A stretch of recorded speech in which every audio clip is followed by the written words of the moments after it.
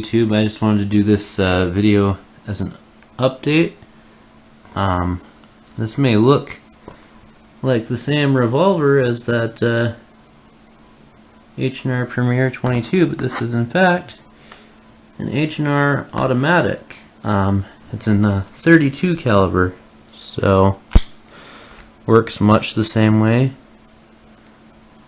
H&R made these revolvers for years.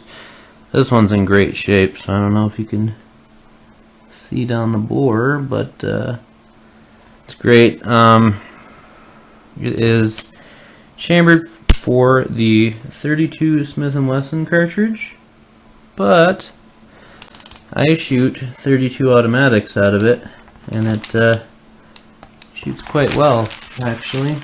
So anyway, I just wanted to give you a real close look at that.